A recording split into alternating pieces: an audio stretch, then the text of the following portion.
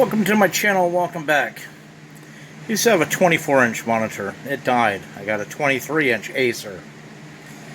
I'm getting old. I got some money for my birthday over the course of the weekend. So with that money, I decided I'm going to get a bigger monitor.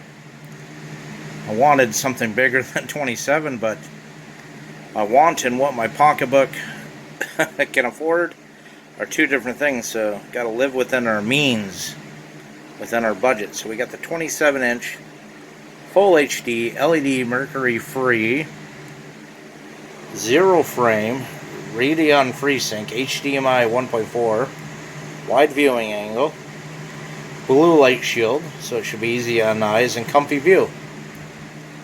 K2 series. So let's get it out of the box and let's see what we got. Okay, so once we open it up, it must be the part of the mounting bracket. That's what it looks like. Set that off to the side. Got some styrofoam.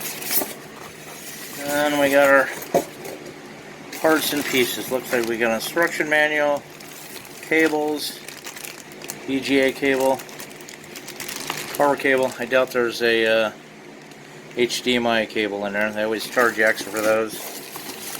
The stand for the computer monitor. Ooh, that's bigger than what I anticipated. My desktop. Hopefully that fits on my desktop. And then the monitor. So let me get everything out and we'll be back. Okay, so the top part, the 2 feet on it go into 2 grooves. And you got a little turn knob. If you're familiar with camera tripods, on the back side, it just screws down tight in there, and this looks like this is gonna clip into the computer somehow. So much pressure on there I can't move it with my hand.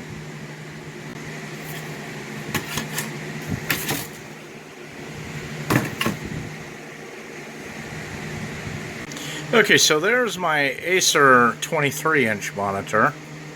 We're going to shut this computer down, disconnect things, and we'll get the 27 back up there. Be right back. So I got everything pulled out of the way. I need to pull the monitor out, get it out of the bag, the protective wrap, and try to get it in that stand. The stand set up on my shelf. Had to pull a shelf out a couple inches away from the wall. This monitor base is huge, and the actual base of the computer got to be at least 4 or 5 inches off the wall. So if you have a desk with limited space, take that into consideration.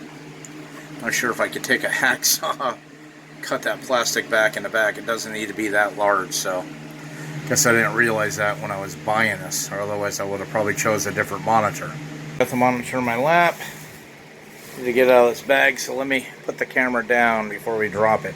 Okay, so the computer monitor does do HDMI as well as VGA, and there's the power input, and there's a little clip piece that the light, the bracket, the stand is going to snap into. So, you know, I think I have another spare HDMI cable somewhere. So, anyways, I'm just going to set up with that VGA cable just in the meantime for simplicity's sakes, because I have no idea where I put my HDMI cables.